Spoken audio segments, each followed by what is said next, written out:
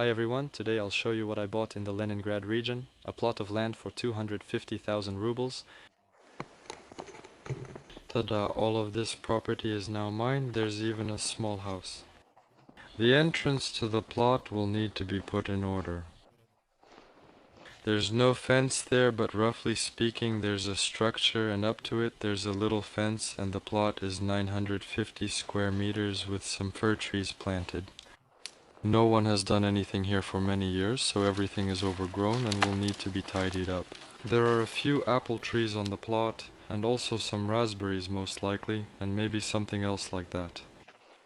I was already at the plot about 2 months ago. I checked it out when I had just come home, to Leningrad Oblast.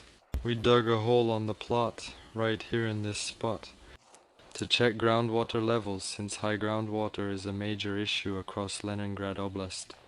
Here, water appeared at 70 centimeters, so basically that suited me.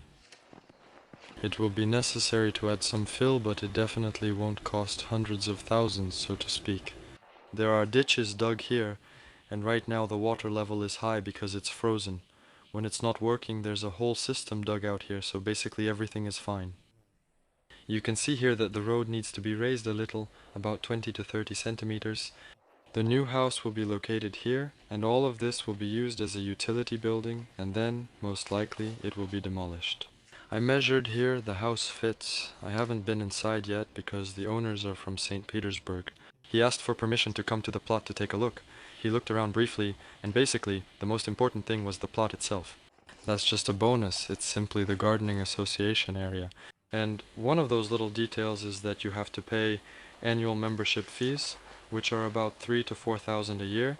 Basically, it's not a big deal. All the utilities are here. The electrical networks come right up to the property, and the electricity should already be connected. You can see it coming from the pole. It's connected. I don't know if it's working right now, but it's already hooked up, registered, and everything should be working. The water supply is right here, roughly speaking, about 7 meters away, and a new water line was installed there a few months ago. The connection cost is $70,000, so I'll compare it to drilling a well and choose whichever is better. If the costs are similar, I'll prefer a well. Well, that's just my personal opinion, simply. Some people prefer a water supply system, but I prefer having my own. There are trees here, like little fir trees. Maybe I need to plant a few more. And there are already some trees, so the house will be hidden by the trees, and when everything blooms it will look really beautiful here. All of this still needs to be improved. This is what the street looks like. It's pretty decent because it's frozen and covered with snow, which hides the flaws. In spring and autumn it's not very pleasant to walk or drive here because it's a dirt road and they rarely send a grader. Overall though, it's pretty decent. And as for the asphalt, I'm walking towards the plot right now. Go a couple hundred meters that way, turn left, then go straight for about 500 to 700 meters to reach the asphalt. Mostly there are houses like this here, mostly summer residents live here, but further down the street and on the neighboring ones, there are even 3-story castles. Some even have landscape design on their property. Here, there are also some powerful people here. Altogether I looked at about a dozen plots all over the city, including in this gardening community. I saw a lot of plots and they all didn't look very good. That is, either they're far to walk to, or they're kind of swampy, or they're in a long, narrow shape. This plot is nearly square and 950 square meters compared to others at about 600. So if you can choose a bigger one, why not? So overall I like this place the most in terms of price. So basically you can buy one there for 160 as well, but it will be worse in terms of its features. Yeah, but honestly, the main downside here is the road, because it's a dirt road and the grader rarely comes by. From the apartment where I live now, I walked here in 22 minutes, basically, without hurrying. A lot of people live in the gardening community year-round, so everything here is fine, the roads are cleared, everything is basically good. According to the new law, since 2020, it's allowed to build houses on gardening plots, and even registration is permitted. They separated the concepts. There are plots for gardening and there are plots for vegetable growing.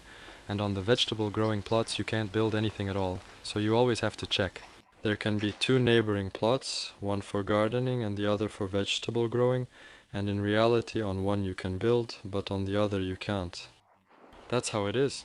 I ran into this when I was checking the land designation on the public cadastral map, and these were neighboring plots.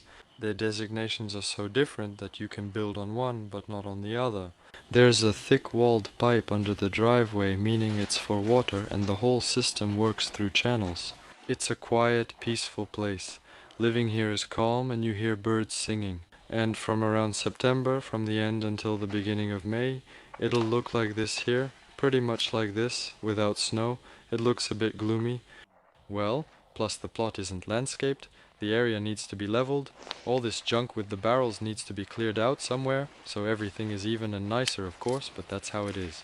And during this time of year I'll just try to travel more often, and from May to September it'll be just wonderful here, beautiful, everything is calm, and if I want some entertainment I can just get in the car and drive for an hour and a half. Are you in St. Petersburg? The water issue can be resolved, electricity is nearly sorted out, and sewage is handled by a septic tank. Let's see what we have inside. I haven't been in yet. Let's take a look. There's a bit of a smell, but it's acceptable. Even the walls are just like a partition. There's some cobwebs, some kind of little cabinet.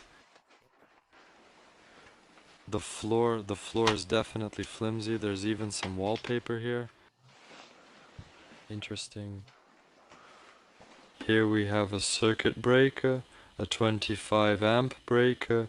There's even a two-room house here I see, but there's this kind of floor.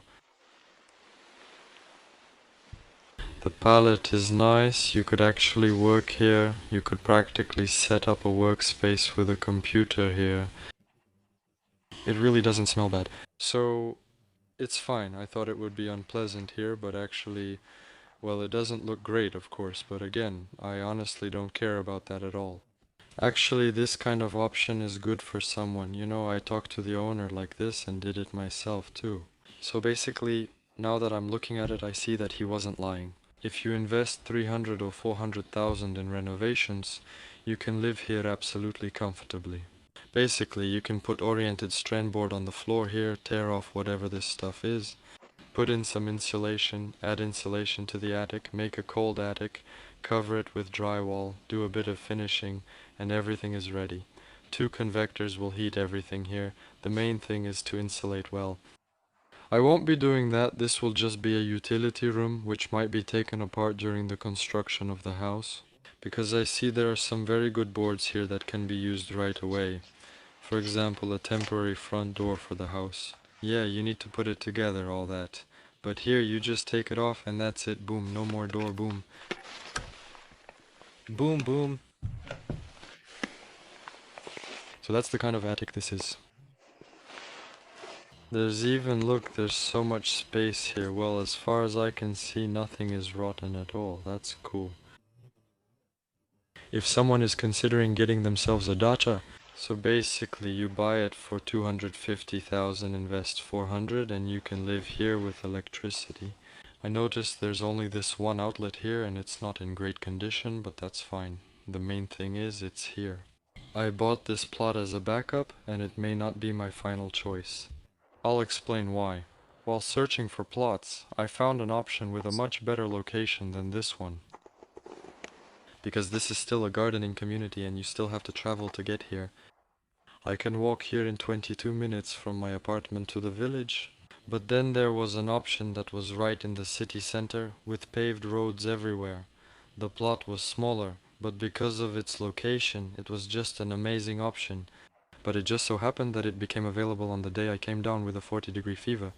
And I understood that if I went somewhere to make arrangements right now, there was a chance I would just risk my health and I would have to deal with the consequences, much more than the cost of that plot.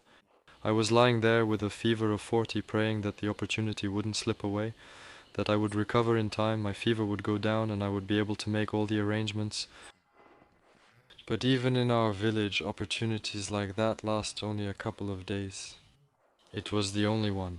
When my fever broke and I could get out of bed, do things, talk and feel like myself again, There were no other options left. This plot, where I am now, was listed for 350, and at the same time that other option appeared, I managed to buy this plot. A lot. The people needed the money urgently, and they were ready to let it go for 250.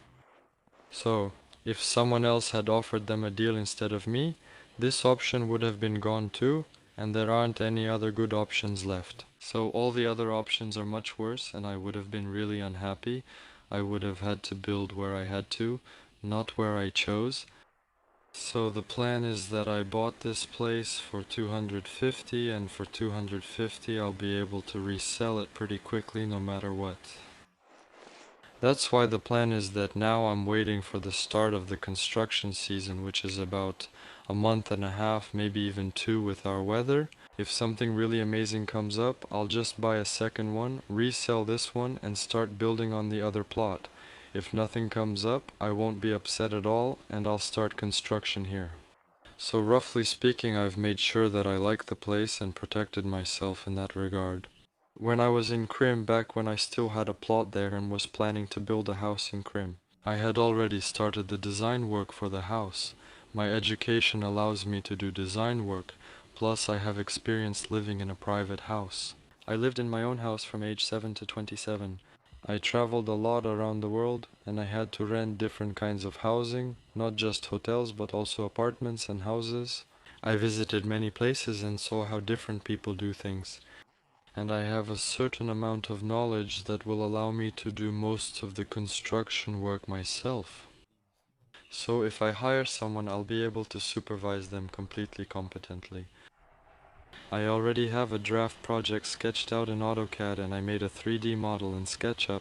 So, in the next video I'll show what I plan to build, how much it will cost, and all the details. So subscribe so you don't miss that video. There are a lot of useful and interesting ideas that might help someone in the future. Maybe others want to build with little money.